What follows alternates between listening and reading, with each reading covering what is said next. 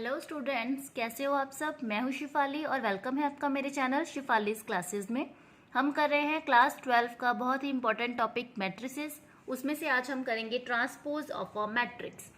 Transpose of a matrix क्या होता है।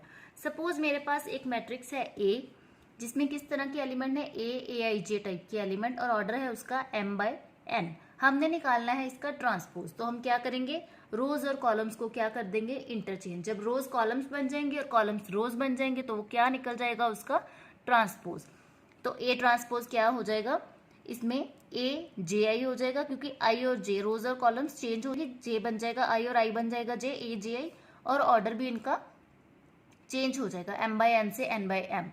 तो सीधा सीधा क्या निकल जाएगा, ए ट्रांसपोज। इसको एक्सप्रेस करने के लिए, डिनोट करने के लिए सिंबल होते हैं ए के ऊपर ऐसे हम मार्क कर दें तो ये ट्रांसपोज हो जाता है, या ए के ऊपर स्मॉल टी लिख दें या ए के ऊपर कैपिटल टी लिख दें। पर जनरली ये वाला ज़्यादा यूज होता है, ए ट्रांसपोज। एक एग्जांपल आप देख सकते हो, इधर लिखी हुई है ए मेरे पास अगर मैट्रिक्स है 2 4 7 1 3 5 करके, तो ए ट्रांसपोज क्या हो जाएगा, जो लिखे हैं रो में एलिमेंट्स उनको मैं इधर कॉलम में बना दूंगी, तो ये बन जाएगा ए ट्रांसपोज। नेक्स्ट है properties of transpose of matrix. एक ट्रांसपोज की प्रॉपर्टीज क्या क्या होती हैं, ये 4 प्रॉपर्टीज हैं। अगर हम ए ट्रांसपोज का वापस से ट्रांसपोज करें तो क्या आ जाएगा हमारे पास, ए। ठीक है। सेकंड प्रॉपर्टी है के ए का होल ट्रांसपोज, मतलब ए को, ए मैट्रिक्स को हम किसी स्केलर के साथ मल्टीप्लाई करें और उसका ट्रांसपोज लें तो वो किसके इक्वल आ जाएगा, के स्केलर वैसे ही रह जाएगा, साथ में ए ट्रांसपोज हो जाएगा। Third property is A plus B का transpose, this is equal to A transpose plus B transpose, यानी कि चाहे हम दोनों मैट्रिसेस का सम करके ट्रांसपोज ले लें, चाहे उन दोनों के ट्रांसपोज करके हम सम कर दें, तो answer will be same. Fourth is the reversal law, इसको हम बोलते हैं reversal law. A B transpose is equal to B transpose A transpose, मतलब दो मैट्रिसेस को मल्टीप्लाई करके उनका ट्रांसपोज ले लो तो किसकी इक्वल आ जाएगा, ये मैट्रिसेस का ऑर्डर जो है वो रेसिप्रोकेट हो जाएगा, रिवर्स हो जाएगा।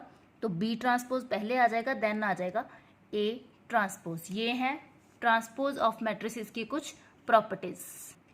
ये जो प्रॉपर्टीज हैं इनका हम यूज करते हैं, जैसे हमने ट्रांसपोज के रिगार्डिंग हम कुछ क्वेश्चन सॉल्व करेंगे तो उनमें ये प्रॉपर्टीज हमारी अप्लाई होती हैं। नेक्स्ट है हमारे पास symmetric and skew symmetric matrices. Symmetric और स्क्यू सिमेट्रिक मैट्रिसेस क्या होती हैं। अगर मेरे पास कोई मैट्रिक्स है ए, अगर ए का ट्रांसपोज वापस से ए के इक्वल आ जाए, यानी कि ए का आई जेथ एलिमेंट जो है वो जे आईथ एलिमेंट के इक्वल आ जाए, ठीक है, सेम सेम हो जाए, तो हम मैट्रिक्स को क्या बोलेंगे कि वो मैट्रिक्स क्या है, सिमेट्रिक मैट्रिक्स। ठीक है। If the I jth element is equal to J ith element, A I J is equal to A J I हो जाए, तो मैट्रिक्स क्या होगी मेरी, symmetric matrix. If A transpose is equal to minus A, अगर हम ए का transpose करें और वो किसके इक्वल आ जाए, माइनस ऑफ ए के, that is a I jth element जो है negative of A J ith element हो जाए, देन तो मैट्रिक्स क्या होगी, स्क्यू सिमेट्रिक मैट्रिक्स। ठीक है। अगर कोई स्क्यू सिमेट्रिक मैट्रिक्स है, ठीक है, ए इसमें क्या होगा, A I J is equal to minus of A J I. Okay, इसमें हम पुट कर देंगे आई इक्वल टू जे, क्योंकि ये नेगेटिव है ना। तो इसमें देखते हैं कि स्क्यू सिमेट्रिक मैट्रिक्स जो है इसके डायगोनल एलिमेंट्स किस टाइप के होते हैं। डायगोनल एलिमेंट्स के लिए हम क्या करते हैं, आई और जे को इक्वल पुट कर देते हैं, तो इसमें इक्वल पुट करेंगे तो क्या हो जाएगा, A I I is equal to minus of A I I, ये इधर आके हो गया 2 A I I equal to 0, this implies A I I equal to 0, यानी कि एवरी डायगोनल एलिमेंट जो है, every diagonal element of A is 0। ठीक है। सिमेट्रिक और स्क्यू सिमेट्रिक क्लियर हो गया। अगर हम ट्रांसपोज ए का ले और वापस से ए आ जाए, यानी कि ए आई जे और ए जे आई एलिमेंट सेम रहे, तो मैट्रिक्स क्या हो गई मेरी, सिमेट्रिक।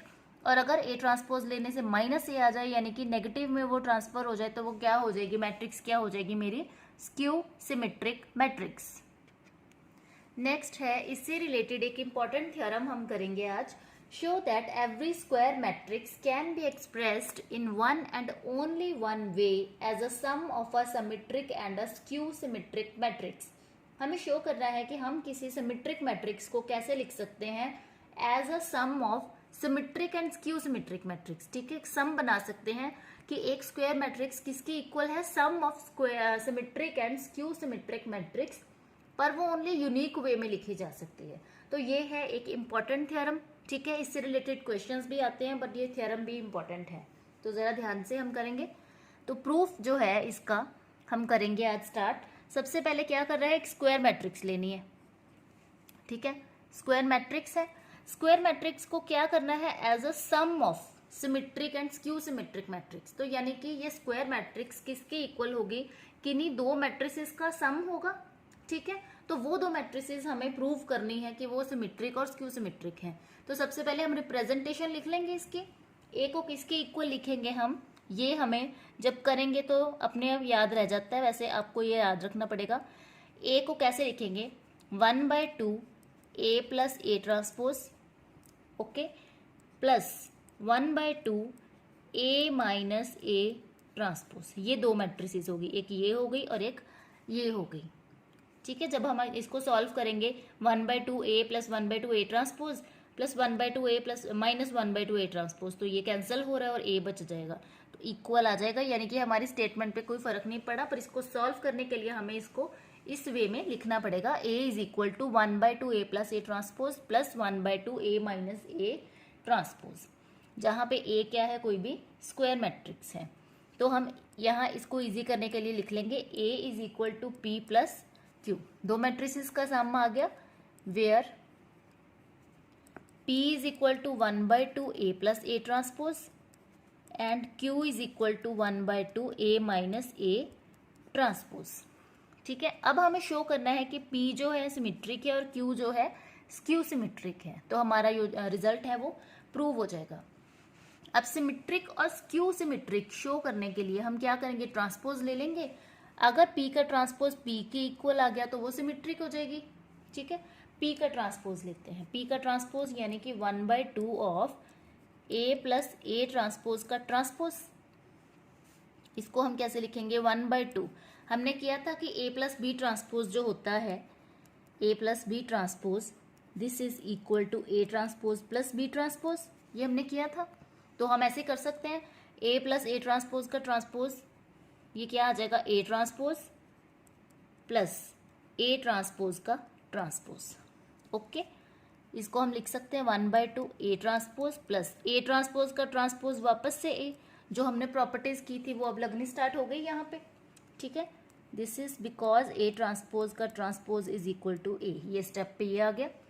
तो हम लिख सकते हैं इसको ए प्लस ए ट्रांसपोज, तो ये क्या आ गया, वापस से पी की वैल्यू आ गई। तो इसमें क्या हो गया हमारा, P transpose is equal to P, this implies P is symmetric. अब नेक्स्ट मैं प्रूव कर दूंगी Q ट्रांसपोज लेके कि Q क्या है, स्क्यू सिमेट्रिक है। अब Q का पहले ट्रांसपोज लेके देखें क्या आता है, 1/2 A माइनस A ट्रांसपोज, ये है Q की वैल्यू, इसका हो गया ट्रांसपोज। 1/2 तो स्केलर है ना, इस पर तो कोई फर्क आएगा नहीं, तो इसको तो हम एज इट इज लिखेंगे। ये क्या हो गया, A transpose minus A transpose का ट्रांसपोज, ये बन गया 1/2 ए ट्रांसपोज माइनस ए, क्योंकि ए ट्रांसपोज का ट्रांसपोज ए होता है, ये बन जाएगा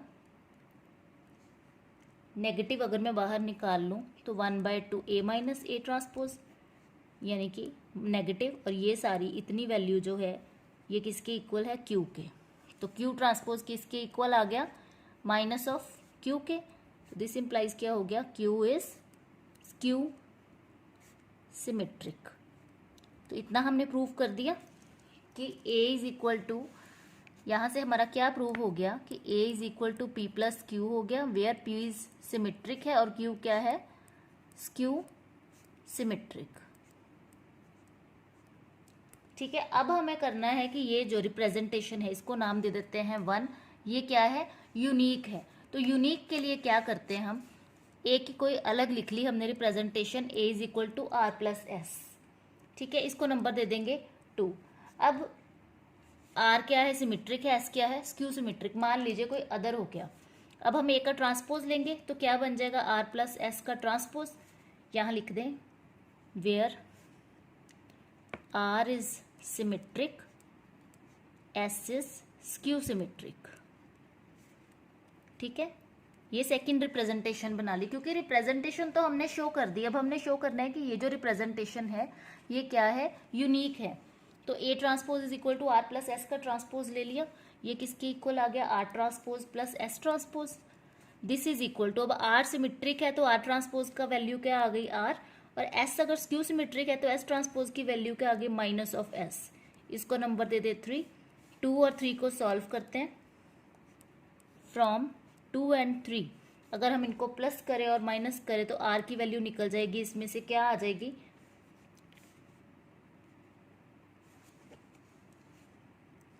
फ्रॉम 2 and 3। मैं डिटेल्ड ही बता देती हूँ आपको।